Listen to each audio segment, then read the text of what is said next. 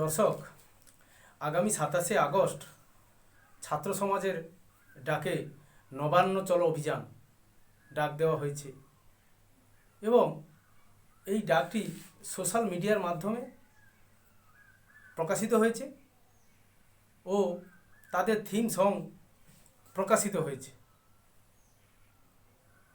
কি সেই থিম সংটি আপনাদের শোনাচ্ছি, যেটা সোশ্যাল মিডিয়ায় ভাইরাল হয়েছে।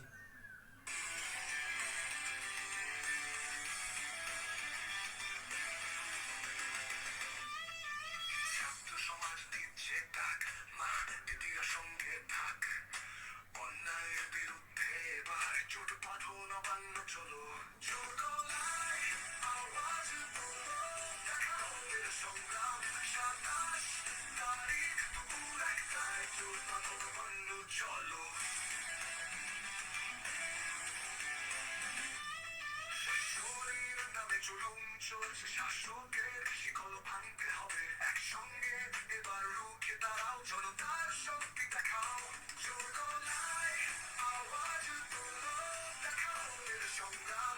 27 তারিখ দুপুর 1টায় চোদ্দ নবান্ন চলো, নবান্ন চলো।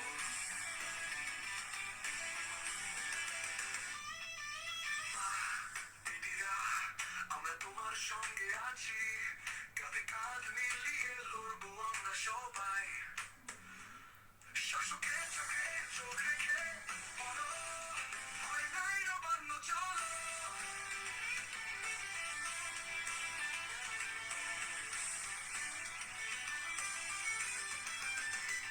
জোর গলায় আওয়াজ তোলো, দেখাবে এবার সংগ্রাম। 27 তারিখ দুপুর 1টায় চোদ্দ নবান্ন চলো, আওয়াজ তোলো, দেখাও এর সংগ্রাম। 27 তারিখ দুপুর 1টায় চোদ্দ নবান্ন চলো।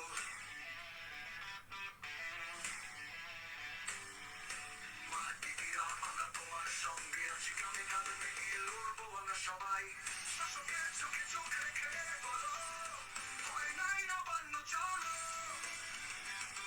চলো।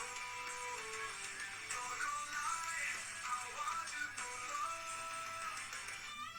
দেখাবে এবার সংগ্রাম, এই লড়াইয়ে সবাই আজ। নবান্ন চলো, জয় হবে সেই বিশ্বাস।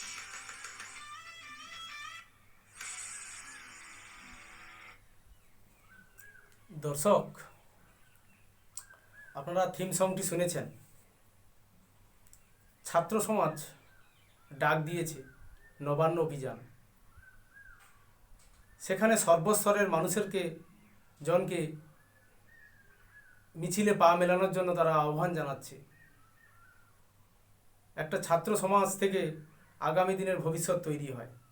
একটা ছাত্র সমাজ থেকেই আগামী দিনের রাজনীতিবিদ, কূটনীতিবিদ এবং খেলোয়াড়, আইটি প্রযুক্তির যে ছেলেমেয়েরা তৈরি হয়, বিজ্ঞানী, প্রত্যেকেই ছাত্র সমাজ থেকে কারিগর। ছাত্র সমাজই সেখানে সাপ্লাই করে প্রত্যেকটা জীবনের যে যতগুলি গুরুত্বপূর্ণ যে সমস্ত দিক, যেখানে ছাত্ররা অগ্রণী ভূমিকা নেওয়ার মধ্য দিয়ে আজকের পৃথিবীটা সচল এবং এগিয়ে চলেছে।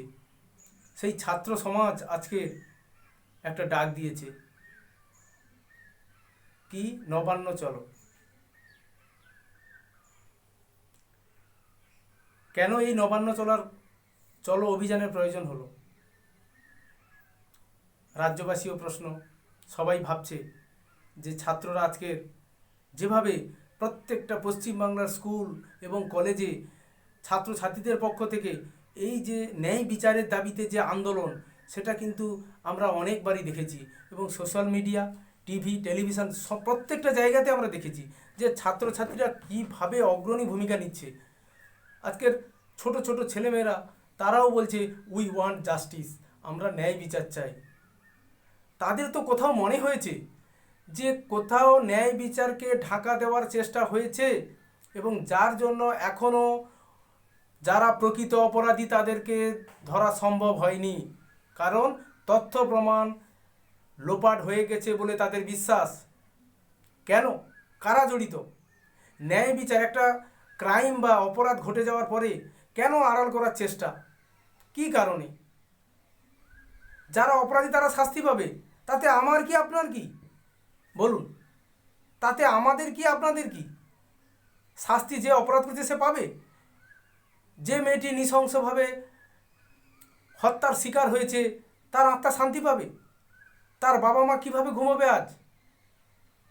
আজকে তাদের প্রত্যেকটা দিনই তাদের কাছে একটা দুর্বিষহ হয়ে উঠেছে। গোটা পশ্চিমবাংলা, গোটা দেশ, গোটা পৃথিবী আজকের জাগ্রত এই আন্দোলনের মধ্য দিয়ে সবাই করছে প্রতিবাদ। তারা ন্যায় বিচার চায়, এর একটা হ্যাস্তন্যস্ত চায়, যাতে মা বাবা দেখতে পায় যে আসল অপরাধী ধরা পড়েছে এবং তাদের দৃষ্টান্তমূলক শাস্তি হয়েছে, কঠোর থেকে কঠোরতম শাস্তি হয়েছে। তবেই তো সে বাবার কিছুটা ক্ষোভ প্রশমিত হবে। আজ তারা সন্তান হারিয়ে, দর্শক ভাবুন, সন্তান হারানোর পরে কোন মা বাবার ভালো থাকে বলুন তো? না খাওয়া, না দাওয়া, না কিছু। আজকে তারা কতটা কষ্টের মধ্যে প্রকাশ করছে দেখুন, যে আমার মেয়ে গেলেও আজ আমি পাশে পেয়েছি হাজার মেয়ে, হাজার হাজার মেয়ে, ওরাই তো আমাদের মেয়ে। বলুন কত যন্ত্রণা। নিজের একমাত্র সন্তানকে হারিয়ে তারা আজকের পশ্চিমবঙ্গের আপামর ছাত্র, যুবক, ডাক্তারি পড়ুয়া, অসংখ্য আপামর মানুষকে তারা, এই ছাত্র সমাজকেও তারা বলছে এটা আমাদেরই সন্তান। ভাবুন দর্শক, কত কষ্ট থাকে, কত যন্ত্রণা থাকে। শাসকের কাছে তো এটাই তো দাবি যে ন্যায় বিচার দিন, যারা প্রকৃত অপরাধী তাদেরকে শাস্তি দিন, তারা কঠোর থেকে কঠোরতম শাস্তি পাক, আর যেন কোনো মায়ের কোল না ফাঁকা হয়। আজকে ছাত্র সমাজ সেই বাবা মার দিকে তাকিয়ে আজকে তারা ডাক দিয়েছে নবান্ন চলো অভিযান। কেন করতে হয় এই রকম অভিযান? যখন মানুষের মনে ক্ষোভ জন্মে যায়, মানুষের মনে ন্যায় বিচারের দিক থেকে পাওয়ার ক্ষেত্রে কোথাও প্রতিবন্ধকতা তৈরি হয় এবং আড়াল করার একটা প্রচেষ্টা দেখা যায়, যেখানে প্রকৃত অপরাধীদেরকে আড়াল করে দেওয়ার একটা প্রবণতা তৈরি হয়, তখনই জেগে ওঠে ছাত্র সমাজ। তাদেরই সেই আন্দোলনের মধ্য দিয়ে একটা বিপ্লবের তৈরি হয়, একটা চেতনা তৈরি হয়, যে চেতনার মধ্যে আসে নবজাগরণ। সেই নবজাগরণের মধ্যে দিয়েই আসে নতুন ভোর, নতুন আলো, নতুন পৃথিবী। কেন? আপনাদের কি অনেকেরই কানে যাচ্ছে না? যারা আড়াল করার চেষ্টা করছেন, এই ঘটনাটাকে ধামাচাপা দেওয়ার চেষ্টা করেছিলেন, লুকিয়ে ফেলার চেষ্টা করেছিলেন, প্রকৃত অপরাধীদের আড়াল করার চেষ্টা করেছিলেন, আপনাদের মনে কি এতটুকু ওই মায়ের কান্না, বাবার কান্না যাচ্ছে না কানে? আপনারা বুঝতে পারছেন না সন্তান হারালে একজন বাবা মার কী যন্ত্রণা হয়?